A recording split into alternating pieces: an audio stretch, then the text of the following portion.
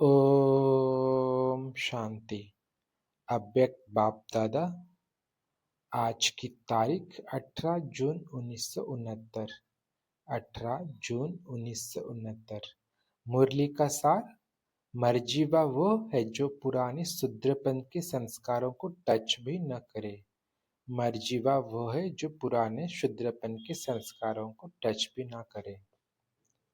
आज बाबा बोलते हैं, आप सभी पाठशाला में जाते हो ना। पाठशाला का पहला पाठ क्या है? अपने को मर्जीवा बनाना। मर्जीवा अर्थात अपने देह से, मित्र संबंधियों से, पुरानी दुनिया से मर्जीवा। यह पहला पाठ पक्का किया है। संस्कार से मर्जीवा नहीं हुए हैं। जब कोई मर जाता है तो पिछले संस्कार भी खत्म हो जाते हैं। तो यहाँ भी पिछले संस्कार क्यों याद आना चाहिए? जबकि जन्म ही दूसरा, तो पिछली बातें भी खत्म होनी चाहिए। यह पहला पाठ है मर्जीवा बनने का। वो पक्का करना है। पिछले पुराने संस्कार ऐसे लगने चाहिए जैसे और कोई के थे, हमारे नहीं। पहले शूद्रों के थे, अभी ब्राह्मणों के हैं। तो पुराने शूद्रों के संस्कार नहीं होने चाहिए। पराये संस्कार अपने क्यों बनाते हो? बाबा पूछते हैं, पराये संस्कार अपने क्यों बनाते हो? जो पराई चीज को अपना बनाते हैं उनको क्या कहेंगे? चोर। तो ये भी चोरी क्यों करते हो? ये तो शूद्रों के संस्कार है, ब्राह्मण के नहीं। शूद्र की चीज को ब्राह्मण स्वीकार क्यों करते हैं? अछूत के साथ कपड़ा भी लग जाए तो नहाते हैं। तो शूद्रपन का संस्कार ब्राह्मणों को लग जाए तो क्या करना चाहिए? उसके लिए पुरुषार्थ करना चाहिए। जैसे गंदी चीज को नहीं छूते हैं, वैसे पुराने संस्कारों से बचना है, छूना नहीं है। इतना जब ध्यान रखेंगे तो औरों को भी ध्यान दिला सकेंगे। फिर बाबा बोलते, सर्विस की सफलता का मुख्य गुण कौन सा है? नम्रता। जितनी नम्रता उतनी सफलता। नम्रता आती है निमित्त समझने से। बाबा बोल रहे हैं, नम्रता आती है निमित्त समझने से। निमित्त समझकर सर्विस करना। नम्रता के गुण से सब आपके आगे नमन करेंगे। जो खुद झुकता है उसके आगे सभी झुकते हैं।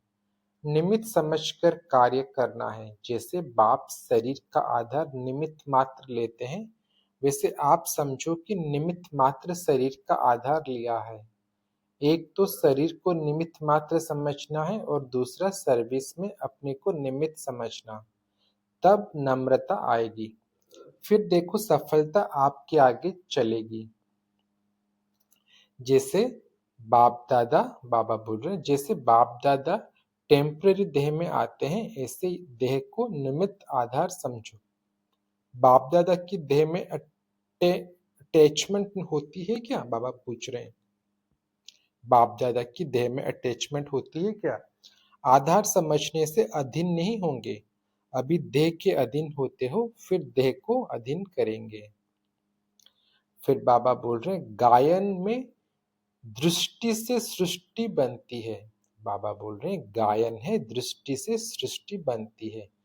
कौन सी सृष्टि बनती है और कब बनती है? दृष्टि और सृष्टि का ही गायन क्यों है? मुख का गायन क्यों नहीं है? संगम पर पहले पहले क्या बदली करते हैं? पहला पाठ क्या पढ़ाते हैं? भाई भाई की दृष्टि से देखो। भाई भाई की दृष्टि अर्थात पहले दृष्टि को बदलने से सब बातें बदल जाती है। इसलिए गायन है कि दृष्टि से सृष्टि बनती है। जब आत्मा को देखते हैं तब यह सृष्टि पुरानी देखने में आती है। बाबा बोल रहे हैं, जब आत्मा को देखते हैं तब यह सृष्टि पुरानी देखने में आती है। पुरुषार्थ भी मुख्य इस चीज का है ही, दृष्टि बदलने का। जब यह दृष्टि बदल जाती है तो स्थिति और परिस्थिति भी बदल जाती है। दृष्टि बदलने से गुण और कर्म आप ही बदल जाते हैं। बाबा बोलते हैं, दृष्टि बदलने से गुण और कर्म आपे ही बदल जाते हैं। ये आत्मिक दृष्टि नेचुरल हो जाए। फिर बाबा बोल रहे हैं, जो संगम बाबा बोल रहे हैं, जो संगम युग पर अपना राजा बनता है वो प्रजा का भी राजा बन सकता है। जो यहाँ अपना राजा नहीं, वो वहाँ प्रजा का राजा भी नहीं बन सकता। संगम युग पर ही सभी संस्कारों का बीज पड़ता है। यहाँ के बीज के सिवाय, बाबा बोल रहे हैं, यहाँ के बीज के सिवाय भविष्य का वृक्ष पैदा हो नहीं सकता है। यहाँ बीज ना डालेंगे तो फूल कहाँ से निकलेगा। यहाँ अपना राजा बनने से क्या होगा। अपने को अधिकारी समझेंगे। अधिकारी बनने के लिए उदारचित का विशेष गुण चाहिए। जितना उदारचित होंगे उतना अधिकारी बनेंगे। फिर बाबा बोलते, ब्राह्मण का मुख्य कर्तव्य है पढ़ना और पढ़ाना। इसमें बिजी रहेंगे तो और बातों में बुद्धि नहीं जाएगी। तो अपने को पढ़ने और पढ़ाने में बिजी रखो।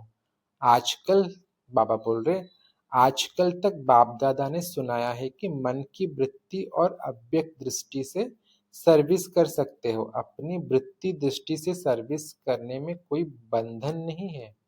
जिस बात में स्वतंत्र हो वो सर्विस करनी चाहिए।